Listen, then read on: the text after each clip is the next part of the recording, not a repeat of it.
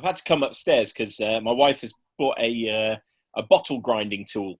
And she was like, oh, you can stay down here if you like. I was like, well, then we'll have the sound of bottles grinding throughout the whole of the podcast. I wasn't expecting you to open that be your opening line, but what the hell is a bottle grinder? You get bottles, you then grind them. So, like, you can cut, like the tops off them or the bottoms off them, make them into vases or any other sort of treats you like. So, how's the grinding going?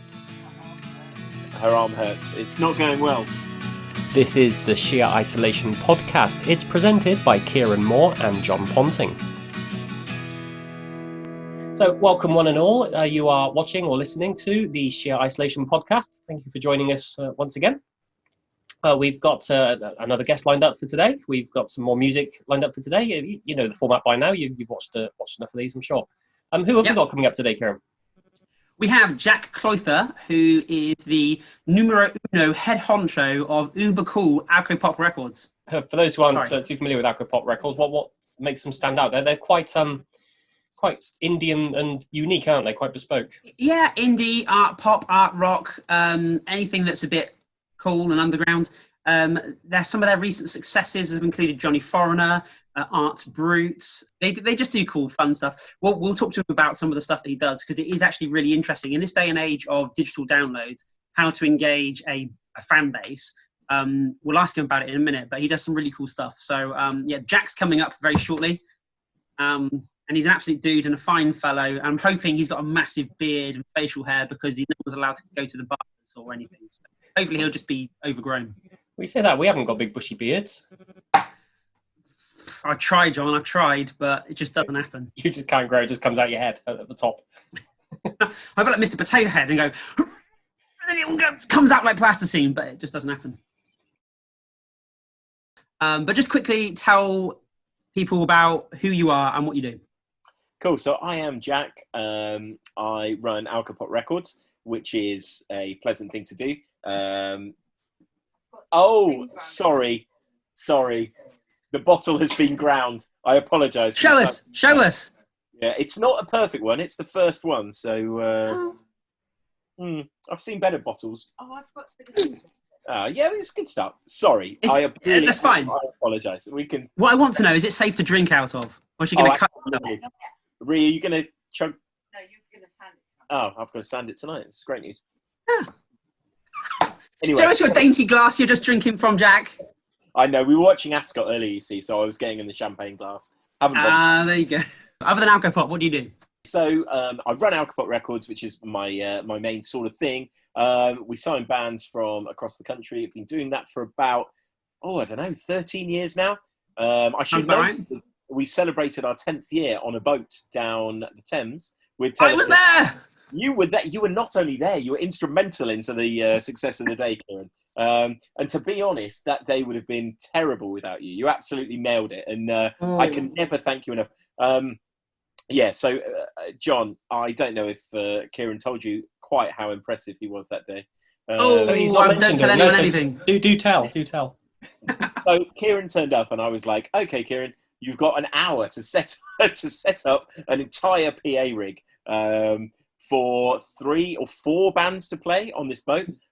Kieran turned up on the Thames. On the Thames. And they were like, yeah, you can have an hour. That's it. And Kieran nailed it. He set up the sound. He made it sound brilliant. So we had the sound was the easy bit. That's the easy bit. The difficult bit was finding somewhere to park, to unload like 30 tons of equipment, then park the car, then get this fucking equipment onto the boat. It was an absolute magical day, and I loved every second of it. Yeah, it was really fun. Do you know, I've really been inspired by lockdown to do another one of those things. Absolutely should. But this time I wonder if we should go bigger than just a little boat. This was about 150 caps, something like that. I wonder if we should go for a cruise liner, a Weezer-esque cruise liner. Why not? Because I was thinking, we could take Bo Ningen on board. We could take DZ Death Rays, Tellison, Get Cape. Get Cape was very keen to do it last time I was chatting to him. All of these kind of bands that we could kind of, bundle on the Art Brut. We could bundle all these bands on board, a few friends, maybe We're Scientists. We could ask Future the Left. And just have a proper indie rock and roll party. And Kieran, you'll be doing the sound for every stage, right?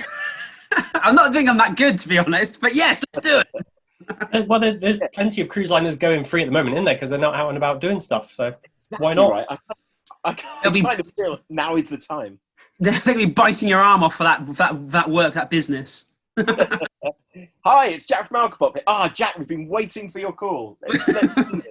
Obviously, myself and Kieran talk to musicians quite a lot, and we tend to feel the vibe that record labels and that music industry, it's struggling. Obviously, even pre-corona, a lot of bands are just putting stuff online and doing it themselves. Just wondered, Jack, what you thought that the future of the record industry was as a whole, and what you've obviously got your unique part of it, but I just wondered how you see it going moving forward. Yeah, it's a really interesting question, actually, John. And I think, it's what I always say to bands is that I don't think at the moment bands necessarily need a label. I think you can do a lot of stuff without a label. I don't want to talk myself out of a job here, but there is the potential to do all of that stuff without a label. What I will say is that I think where record labels can really still get involved and be part of something special is when you can bring that community on board, and we've actually had a really, I don't want to say a really nice time through COVID, because obviously it's awful and, it's a million terrible things. But in terms of actually what we're doing, record sales have been consistent, really good. Streaming has been pretty consistent. We signed a few new bands. There's lots of exciting stuff going on. So for us, it feels really good. But yeah, I think we're in this weird kind of time. I thought for a long time bands can do it on their own. And I think that's only going to be exacerbated by what's happening at the moment. I think, obviously, with the lack of touring, major labels have ceased to be particularly useful to most, 99.9% of bands anyway. Because for major labels to take a punt on something now, it just feels very unlikely. Do you know what I mean? It's not like the days when, I don't want to guess your ages, but when I was growing up, it was sort of like major labels just taking on hundreds of bands, and you're sort of like all the Silver Suns and Stereophonics and Cables and bands like that of the world, where you're kind of like, I love this band. Yes, of course they've been signed to a major. Let's see how they get on. And obviously 95% of them didn't work out. But now I feel like they're so reticent to take a punt on a band. I actually feel it's a really good place for labels like us. It's tricky, I think, if you're starting a label at the moment, because it's not impossible, but you really have to work out what you're doing, what your kind of concept is, how you can help, first and foremost. We're in the privileged position that we've sort of got to the point where, when we sign a band now, I can kind of say, okay, we'll bring in PR, we'll bring in pluggers, I'll push you out to our contacts. We've got stages at festivals, we can put you on those. All of those kind of things, which sort of make us look fairly attractive, I guess, as a label. Starting afresh, you don't have any of that. You have to build all of that. That's not to say, though, that I discourage people from starting a label, because one of the positive things at the moment is there are so many good bands around. And it's unbelievable, the amount of good bands. I emailed a couple today who, had emailed us to sort of say, we want to work with you, and it wasn't quite right. But my God, they were good. It's like there were all of these fantastic bands. And I think when it comes to the industry, and I can only really talk from the indie point of view, because I've never worked for a major, I've never really been involved in a major, never wanted to be involved in a major, unless anybody's watching this and has like a, six-figure contract they want to send my way. It kind of feels like we're in this wonderful place where there are so many good bands saying incredibly positive things. So if you can kind of get into the place where you harness your positivity and your energy, and because that's, I think, the thing that indie labels can offer more than anything, more than money, more than contacts, is positivity and energy, and a part of your team where you just care about the artist and you want to be part of them, and you're not trying to rip them off, and which is something that's coming into indie label stuff at the moment. We've seen a couple of indie labels go by the wayside who have just not been paying any of their artists and being dickish when artists have been asking for masters back and all of that kind of stuff. And so I think if you stay and you're ethically positive and you bring in your positivity and all those kind of good vibes and just work for bands, really work because you care about it, I think, this is actually a really positive time to start a label. It's going to be tough. It's really tough because the whole world is tough right now. There's no industry that isn't difficult, unless you're, I guess, making face masks, in which case now is your time. Okay, Jack, what's the best face mask you've seen? you know, I haven't really been looking into it. I was thinking the other day I might get some printed with germ-free adolescent on them. Which do you think they'd sell? I don't know. Like for the right kind of person, maybe. Yeah. If people remember X-ray specs. Exactly right. It's an X-ray specs reference. I find myself doing this, and this is the harder thing about growing up running a record label. Is you're like, that works really well, and then you're like, no, because I'm 37. And the people I'm selling to are not 37, so they probably won't remember it. But Jack, me and you, Jack, are the same age. Well, you know, that's good. I will sell you a germ-free adolescent face mask, Kieran.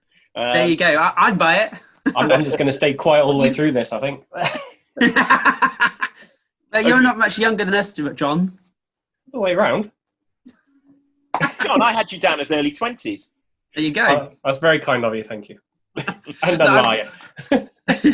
I'm funny you should say that, Jack. I was in the office today with this little girl that I work with who's 18, and on the radio came on Everywhere You Go, Always Take the Weather With You by Crowded House. Lovely song. You know, I remember this from when I was growing up. And I said to Harriet, do you know this song? And she went, nope, never heard it. It's like, oh no, it's a classic song and it's already lost. I know, right? I know, it is crazy. You get these youths who are like, what do you mean the Lighthouse Family? I've not heard of them. And what? Come on now. The choice of song that you've chosen this week, because you gave me the choice of two, and I've chosen one, which was Len, Steal My Sunshine. Now, that was obviously a creative idea for you to release that as a 7-inch because it's one of the all-time best ever written songs. Yes. Okay, so this was weird. So I think I just tweeted saying, Steal My Sunshine by Len is still the greatest song of all time. And Len tweeted me back saying, yeah, we love Alcopop. You're awesome. And I was like, what? How have Len, the Canadian pop group, heard of Alcopop? And he got in touch and I think he said that he'd been speaking to someone in Kasabian's team who said we were a really good label and he's checked us out. And I'm like, this is bizarre because what? Yeah. And he was like, just a thought, but I don't suppose you want to re-release Steal My Sunshine, do you? And I was like, well, yes, of course. There's nothing in the world I would rather do. And basically they'd hit a 15-year point in their contract where they were able to re-record it and then re-release it. So yeah, we got to release that for our 100th release, which was quite a moment for us. I mean, bizarre, but it was amazing. Loads of press. Like we had this big radio day where Mark from Len was supposed to do all of these radio interviews with all of these kind of local stations, and he had to pull out last minute because I think he's a producer, so he'd got like a really big gig that he had to be at. So I ended up doing them. So I was kind of doing like calls to all the local radio stations across the land about Len and Steal My Sunshine, which was really amazing. So yeah, that was great. And if you look at the artwork for the reissue, which still exists, and maybe still on Spotify as the header, I think Kev and I are actually being drawn into the artwork, which you have. One of my greatest claims to fame, I guess, is that I'm in the Steal My Sunshine artwork. Excellent. Well, Jack, that has been absolutely bloody magnificent talking to you. Do you know, I've really enjoyed this. So thanks ever so much for having me. And, as I say, Sheer Music have been a real sort of, I feel like compatriot for years now. You know, I always feel like you've always got our backs. You're always really positive, always put on the best shows. You know, whenever one of our artists plays your shows, they're like, yeah, we want to play there again. It's brilliant. And you were so great on the boat. Look, I love the boat. Let's do this. Let's do this cruiser. We're gonna do the cruiser for sure, and get you guys, doing all the good stuff. But yes, thank you ever so much, and I really appreciate you both. And thank you ever so much. From Alcopop and his song "Steal My Sunshine," which, as you've just learned, he re-released for his 100th Alcopop release. So that is the classic Canadian band on tune, Steal My Sunshine. So thanks, Jack. I really enjoyed chatting to you. We could have gone on for days. I know we've all got homes to go to. We've all had a few drinks. It's time to just chill out. Well, we did go on for days, and we are going to continue. That was only half of the interview. We are doing the second half of that next week. I'm assuming we'll do it next week. Yeah, why not? Why not? Just do it 2 weeks running. Yeah, it's fine. When I used to work at Hayden's in Devizes, they used to play Len on GWR quite a lot. They did, yeah. Wasn't it? Yeah. Yeah. And obviously Jack loved it, so he put it out on Record Store Day as a 7-inch. So, which I did. Did I buy it? I can't remember. I have to check my 7 inches when I get home. Oh, that means two things. When is Record Store Day? Because it is coming up, isn't it? It's not. It was normally in April, and it got cancelled, didn't it, because of coronavirus? Yeah, they have moved Record Store Day to the end of August. So Saturday, 29th of August is this year's Record Store Day. Hopefully by then we'll be able to get into record shops and actually do our thing. Well, let's put it this way: you're not going to be at Reading Festival, are you? Because that's been pulled. So go to Record Store Day instead. Get to your local record store shop. I'm sure we will be covering that in more detail when we get to it in August. Let's do product placement. This is a 7-inch by a Bath-based band called Mikas. And I was going to choose it for my song, but they don't have any videos or a YouTube or anything, actually. But they do have a 7-inch single. And it's called Sad, stylized S and D, Sad. And it's really, really, really flipping cool because they found a guy in Swansea who's got a 7-inch, like a vinyl lathe, and he makes his own records. And he only does short run, so you can only have 15 or 20 singles pressed up at any one time, and that's like the maximum he'll can be bothered to make at any one go. And so they're all hand cut, and it costs like £6 a record. So they're really flipping cool. If you're a band and you like physical products, you can quite reasonably go and print your own single and sell it to your actual Uber fans that are willing to pay £10 for a 7-inch single. I paid £5 for this. And I just think it's really cool. That's a proper DIY, old school, 90s style, almost fanzine-ish. I think they photocopied the sleeves and made it all themselves. It's just really cool. Oh, look at you having a little geekgasm over there. I am having a geekgasm. This will probably go on Instagram at some point. So, there you go, Mikas. We can't play it because they don't have any videos on YouTube. Did we decide what track we're playing? Yes. I've chosen, because we've got Jack on, because we've got Alcopop on, and because Jack didn't pick one of his singles or one of his bands that he released, I did instead. So this week I have chosen a band called Emperor Yes, who they've released one album and it was released on Alcopop Records. And it's a song that's very pertinent to these times, and it's called End of the World. The lead track from the album, and it's electronic and it's fun. The frontman and singer is a guy called Ash, and he is a live sound engineer for 3 Trap Tigers. You know 3 Trap Tigers? The name rings a bell. They played Trees a few times. They're just this really flipping cool, noisy band who sound great on records, but they sound like 100 times better live. I saw them at Trees, and they absolutely just blew me away. Anyway, Ash is their live sound engineer, and this is his band. And what's really cool, they did a whole album of like space-themed songs. And it's really, really, really, really super cool. If you like the song, go check out the rest of the album because it is just 12 tracks of basically the same thing. But what's really cool is that they did how it's really popular these days to do limited edition versions of vinyl or whatever. So lots of people are doing funny colours and so on and so forth. What they did is they got a meteorite, which I don't know where they got it from. They bought a meteorite online or whatever. They had it ground up and then put speckles into the vinyl. How cool is that? So you buy vinyl which has come from space. Absolutely. And it's Emperor Yes album.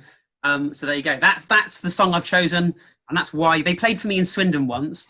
And I couldn't. They clashed with another band on at level Vic. I said to Darren, if I pay the band, can they just jump on the bill, please? Great. And he said, yeah, no worries. I paid them to play this show, and they were absolutely magnificent. I can't think who the headliner was now. They did not suit the headliner at all. They were like this sort of upbeat folk punk band. But the show, because of the audience, just worked really well. It was a lovely crowd, and everybody was really receptive. We had a great time.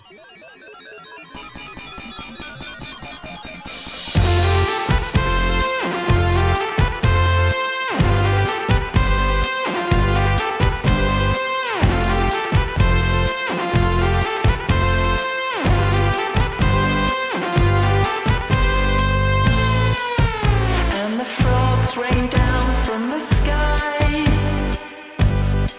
they hit the ground and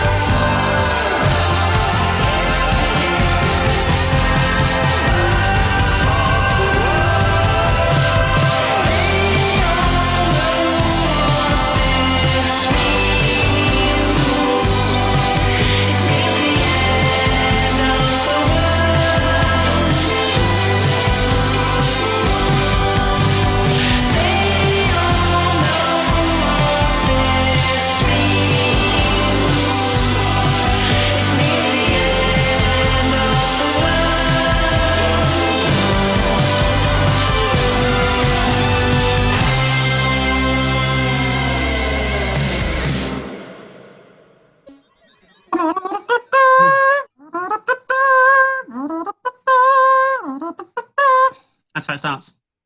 Okay. Thanks for that. There you go. Like listening to the actual thing. It's quite amazing. How did it go?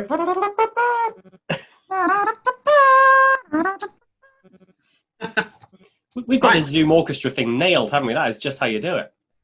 In fact, actually, I'm discovering that there's almost no latency between us. This is really good time. That is because you are closer to me now than we have ever been. You're only about 15 miles away. That's why. Yeah. I'm normally in Trowbridge and now I'm in Chippenham. Yeah. You're gradually working your way to me. You'll be in Malmesbury this time next week, and you gradually get to me in Cricklade. Go see my boy George. I've got a friend who is young citizen of the year in Malmesbury for all of his wonderful work that he does. He's recently turned 18 and he's an insanely good lighting engineer.